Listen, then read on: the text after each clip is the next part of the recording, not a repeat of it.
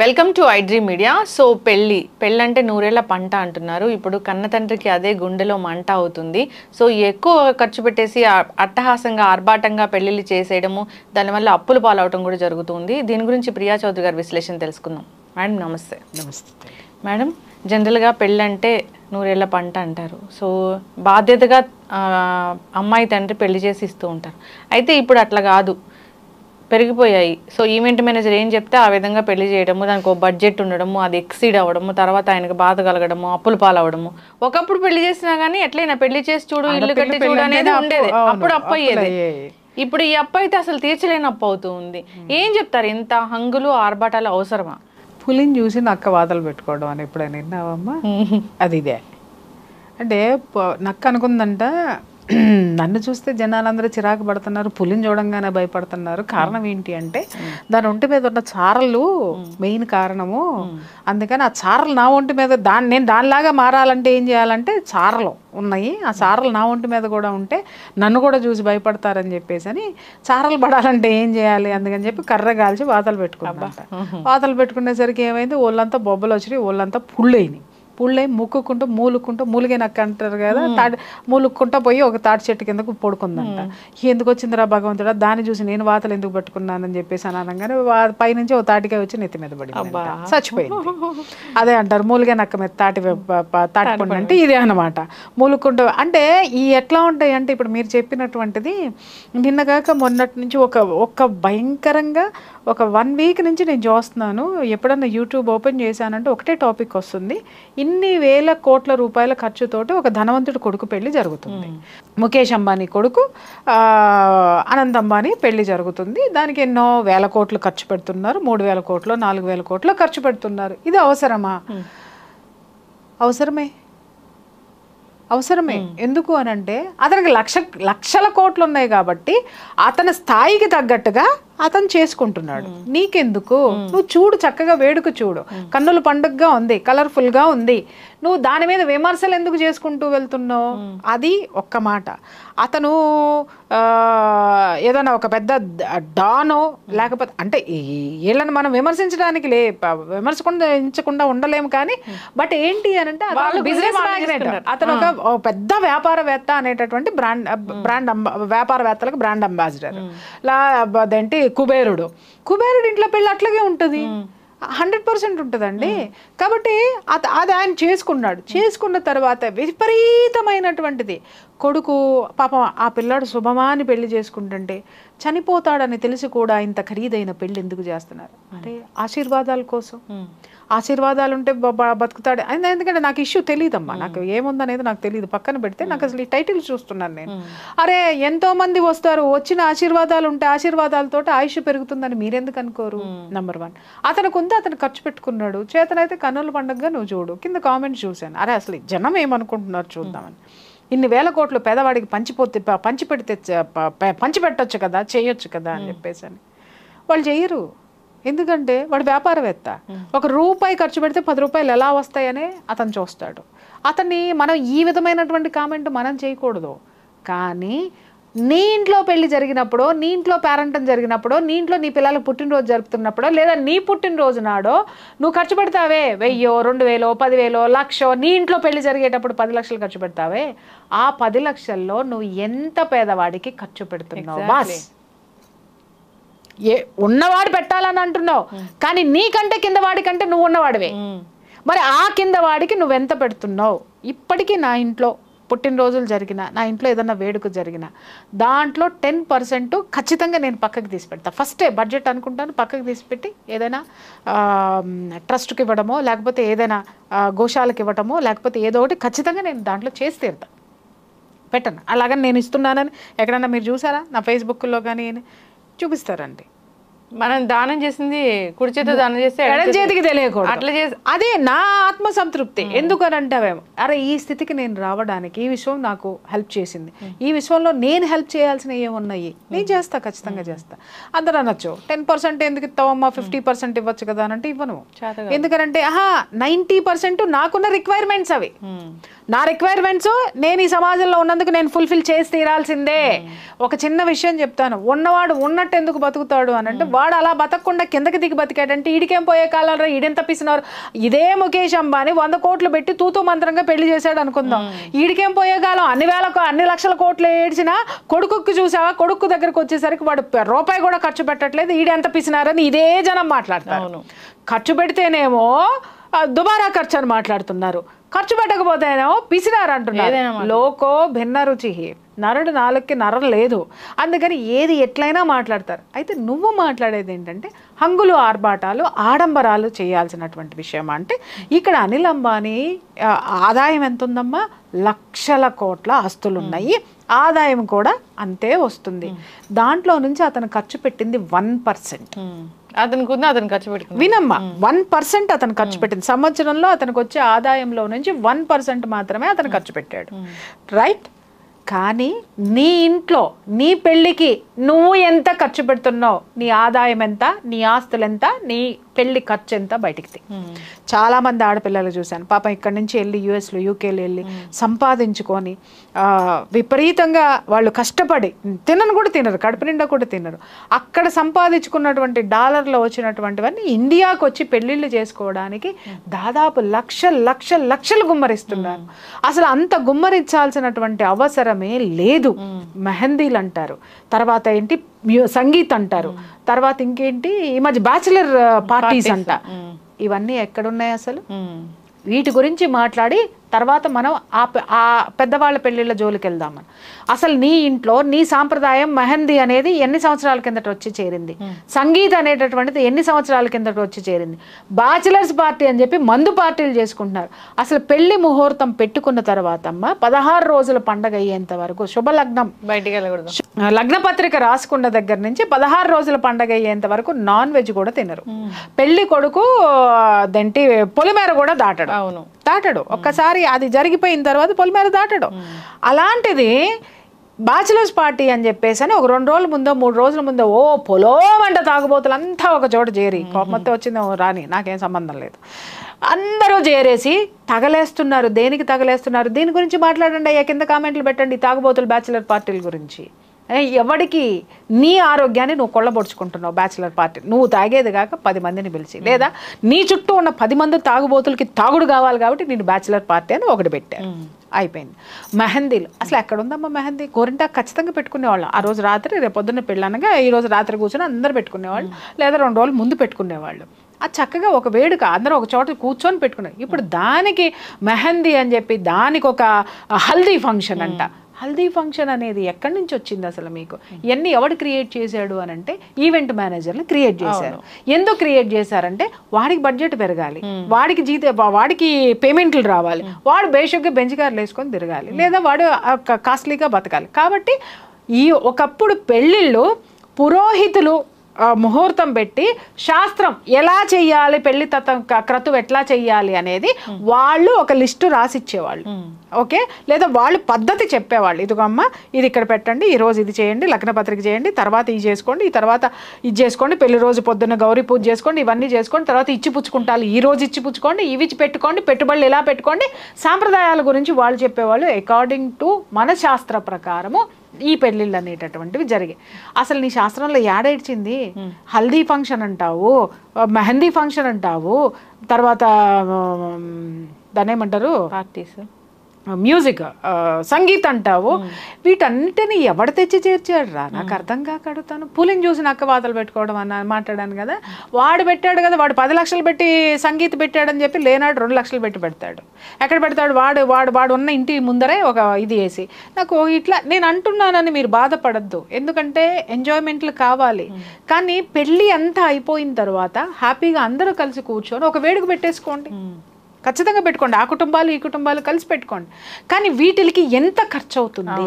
ఈ ఖర్చుని ఒకడిని చూసి ఒకటి చెయ్యకపోతే మళ్ళీ బ్లేమ్లు. ఎందుకంటే వీళ్ళు చేసిన అన్ని ఫేస్బుక్లో వీడియోల ద్వారా దీని ద్వారా ప్రీ వెడ్డింగ్ షూట్లు అంట, పోస్ట్ వెడ్డింగ్ షూట్లు అంట, తర్వాత దాన్ని ఏమంటారు డెలివరీకి చేసే బేబీ బంప్ షూట్లు. ఎక్కడి నుంచి వచ్చినాయి అమ్మ ఇవన్నీ కూడా? ఇన్స్టాగ్రామ్ ఆడు బతికేయడానికి, యూట్యూబ్ ఆడు బతికేయడానికి, లేకపోతే దాన్ని ఏమంటారు ఫేస్బుక్లో ఆడు బతికేయడానికి తీసుకొచ్చినటువంటి ఈ దరిద్రపు కల్చర్ని తీసుకొచ్చి మనం ఆపాదించుకొని ఈరోజు దుబారా ఖర్చులు అయిపోయినాయి. అంటే కంట్రోల్ చేయాల్సింది ఎవరు? నిజంగా చెప్తున్నా. మా ఇంట్లో నిన్న మొన్న పెళ్ళి అంటే నేను ఒకటే చెప్పాను, సంగీతంలో గిమ్మమ్మాయి అంటుంది అర్జెంటుగా పెళ్లి ముహూర్తం పెట్టండి అని. ఎందుకు వాళ్ళ అన్నకు పెళ్ళి అవ్వాలని దాని ఎంత బాగా కోరుకుంటుందో అనుకున్నా. కారణం ఏంటంటే నేను సంగీతకి నాకు మంచి డ్రెస్ కొనుక్కోవాలి, మెహందీకి నేనన్నా తోలు తీసేస్తా. ఏ ఫంక్షన్లో ఉండవు, పెళ్ళికి ఏం అవసరం, శాస్త్రబద్ధంగా ఏదైతే జరుగుతుందో అదే ఇంట్లో జరుగుతుందో తప్ప అంతకు మించి నా తెలుగు సంస్కృతిలో లేనటువంటి పెళ్లి వేడుకలో లేనటువంటిది ఏది కూడా ఈ ఇంట్లో ఉండదు, ఉండడానికి వీల్లేదు. అవును. కానీ అమ్మాయి ఫాదర్ మీద ఎంత బర్డెన్ పడుతుందో కదా. అమ్మాయి ఫాదర్ మీద కాదమ్మా, కుటుంబం మొత్తం ఛిద్రం అయిపోతుంది కదా మొత్తం. అంటే ఇప్పుడు ఇదే చెప్తున్నాను కదా, వినండి. ఇక్కడ నేనేం చెప్పాను, పాపం ఇక్కడ నుంచి దేశం వదిలిపెట్టి వెళ్ళిపోయిన ఆడపిల్లలు వాళ్ళు కష్టపడి సంపాదించుకున్న సంపాదన ఏట్లో పోసినట్టు ఇట్లా పనికి మాలిన వాటికన్నిటికీ ఖర్చు పెట్టట్లేదా? చాలా మంది మాట్లాడతారు ఏంటి అని అంటే, అబ్బా వీడియోలు చూసుకోవచ్చు జీవితాంతం అని. నిజమే, కానీ ఈ వీడియోలు ఒకప్పుడు పోయిన తర్వాత నువ్వు ఈరోజు రూపాయి కూడబెట్టుకొని వెళ్తే భవిష్యత్తులో నువ్వు ఎన్నో వేడుకలు చేసుకోవచ్చు. నువ్వు సంపాదించినట్టు వేడుకల రూపంలో ఇక్కడే నువ్వు ఖర్చు పెట్టేసుకొని వెళ్ళిపోతే వీడియోలే మిగులుతాయి జీవితంలో. ఒకప్పుడు అలా ఉన్నాం, అబ్బా అంత బాగా పెళ్లి చేసాం, అంత మంచి డ్రెస్సులు కొన్నాం, అంత కాస్ట్లీ చేసామని నువ్వు వీడియోలో చెప్పుకోవాల్సిన పరిస్థితికి ఇవాళ ఎన్ని కుటుంబాలు వస్తున్నాయో నాకు ఎందుకంటే ఇలా ఛిద్రమయ్యి కొట్లాడుకుని నా దగ్గరికి పంచాయతీలు ఉన్నాయి కాబట్టి చెప్పాల్సిన బాధ్యత నాకుంది. తల్లిదండ్రులు ఒక్కొక్కరు చెప్తారు, ₹1 కోటి ఖర్చు పెట్టానంటే పెళ్లి కంటే నేను షాక్ అవుతాను. ఏంటండి ₹1 ఎందుకు ఖర్చు పెట్టారంటే సంగీత్ కండి, మెహందీ కండి, హల్దీ కండి, దానికండి, దీనికండి, కాస్ట్యూమ్స్ అండి. చివరికి పురోహితుడికి ఇచ్చింది ఎంత తిప్పి కొడితే 25,000 ఉంటాయో, లేదా ఒక 50,000 ఉంటాయేమో. అంతకు మించి మిగిలిన అన్నిటికీ దేనికి డెకరేషన్ చేయండి. పెళ్లి మండపం బ్రహ్మాండంగా ఉండాలి, పెళ్లి వేడుక మాత్రమే బ్రహ్మాండంగా ఉండాలి తప్ప మనకి కానివన్నీ మనం పూసేసుకొని మనం చేసేసుకొని ఇవన్నీ పెంచుకుంటూ ఒక మధ్యతరగతి కుటుంబాలు వాళ్ళు రోడ్డును పడడానికి కారణం ఏంటమ్మా? ఎక్కువ ఈ దరిద్రం ఎక్కడ ఉంటుందంటే మధ్యతరగతి కుటుంబాలకి ఉంటుంది. ఎందుకంటే ఫాల్స్ ప్రెస్టేజెస్లో బతికేస్తారు. ఇవాళ చూడండి, మొన్న ఒక సర్వే, ఐఫోన్లు ఎవరు ఎక్కువ వాడుతున్నారు అని అంటే middle class, below middle class. పైన ఉన్నాడు అందరూ ఆండ్రాయిడ్లే వాడుతున్నాడు. ఎందుకు అని అంటే ప్రెస్టేజ్, నేను రిచ్ అని వీడు చూపించుకోవడానికి కొంటున్నాడు. వీళ్ళు చూపించుకోవాలి, వాళ్ళకి అవసరం లేదు. నేను ఐఫోన్ వాడుతున్నా, నేను ఐఫోన్ వాడుతున్నాను. బట్ నేను ఎందుకు వాడుతాను అంటే నా సెక్యూరిటీ కోసం, బికాస్ నా ఇష్యూస్ నాకు ఉంటాయి. సెలబ్రిటీస్ ఎప్పుడు కూడా అది లాక్ సిస్టమ్ ఉంటుంది, ఇంకొకటి దాంట్లో జోన్లోకి రావడానికి ఉండదు. ఒక సెక్యూరిటీ పర్పస్ కోసం నానా దరిద్రాలు దాంట్లో ఇది చేయకుండా ఉండడం కోసం అని చెప్పేసి నేను సెక్యూరిటీ కోసం వాడుతున్నా. నాకు తర్వాత అనిపించింది ఎవరిదేవడా తీసేస్తే పోతుందేమో ఐఫోన్ అని చెప్పేసి. అంటే చూడండి మనుషులు ఎలా ఉన్నారో. ఇవాళ 8th క్లాస్ 9th క్లాస్ చదివే పిల్లోడి చేతిలో ఐఫోన్లు ఉంటున్నాయి, మధ్య తరగతి పిల్లల చేతుల్లోనే ఉంటున్నాయి. మీరు చూడండి ఎక్కడికి వెళ్తున్నాం మనము, ఫాల్స్ ప్రెస్టేజెస్ తోటి, ఫాల్స్ థింకింగ్ తోటి. అదే చెప్తున్నాను కదమ్మా. ఇవాళ నాకు ఒకప్పుడు కార్ అంటే భలే పెద్ద ప్యాషన్ ఉండేది. నేను పెద్ద అవ్వాలి, నేను కార్ కొనుక్కోవాలి, కార్ డ్రైవ్ చేసుకుంటే ఇలా అన్నీ ఆలోచించేదాన్ని. ఇప్పుడు కారులు చూస్తుంటే నాకు చిరాకు వస్తుంది. అంటే నేను కారుల్ని నిందించట్లేదు, కారణం ఏంటనంటే లగ్జరీ కార్లు చూసి చూసి చూసి బుజ్జి కారులు చూస్తుంటే భలే ముద్దొస్తుంది. నిజం. ఎందుకని అంటావేమో, వాటి వాల్యూ పోయిందండి. అన్నీ అవైలబిలిటీ ఉంది. ఉన్నప్పుడు దాంట్లో కూర్చుంటే ఏంటి, దీంట్లో కూర్చుంటే ఏంటి అంటే ముందు 4 సున్నాలో లేకపోతే ఒక స్టార్స్ ఇదో లేకపోతే ఆ ఎంబ్లమ్ చూపించుకోవడానికి కోసమే కదా నువ్వు కొంటున్నావు. కారు కంఫర్టబిలిటీ కోసం ఉంది. అలాగే బిజినెస్ పర్సన్స్కి వాళ్ళ ప్రెస్టేజ్ ఇష్యూ కోసం ఉంది. నువ్వు నేనేం చేస్తున్నావమ్మా? అంతే. నువ్వు నేనేం చేస్తున్నావు ఇంట్లో కూర్చుని, దేనికి కొంటున్నాము? ఇవాళ చూడండి రోడ్లన్నీ కారులతోటి ఉండిపోయి ఒక కారు వెళ్తే రెండో కారు రివర్స్ తీసుకోవాల్సినటువంటి సిచ్యుయేషన్. ఒక్కడికి కార్ పార్కింగ్ ఉండదు, కానీ ప్రతి ఒక్కడికి కారు ఉంటుంది. మరి దీని మీద ప్రభుత్వాలు ఎందుకు దృష్టి పెట్టవో అర్థం కావట్లేదు. కారు పార్కింగ్ లేకుండా కార్లు ఎందుకు అలౌ చేస్తున్నారు? ఇప్పుడు రోడ్డు మీద పెట్టుకుంటారండి, రోడ్డు నాది అంటాం. ఎట్లా అయింది నీది? రోడ్డుకి నేను ట్యాక్స్ కడుతున్నా. నేను కారు కొనుక్కున్నప్పుడు రోడ్డుకి నేను ట్యాక్స్ కడుతున్నా. ట్యాక్స్ కడుతున్నాను, ప్లస్ నాకు పార్కింగ్ ఉంది, నేను దాంట్లో పెట్టుకుంటున్నా, నేను తిరిగి రోడ్డుకి ట్యాక్స్ కడుతున్నా. నువ్వు పార్కింగ్కి ట్యాక్స్ కడుతున్నావా? I'm asking you. కారు పార్కింగ్కి ట్యాక్స్ కడుతున్నావా? దారుణం. అంటే నేను రోడ్డుకి ట్యాక్స్ కడుతున్నా, ఎందుకంటే నా కారు వెళ్ళడానికి, నా వెహికల్ వెళ్ళడానికి, లేదా నేను పోవడానికి, నా ఆటో వెళ్ళడానికి నేను రోడ్ ట్యాక్స్ కడుతున్నాను నేను.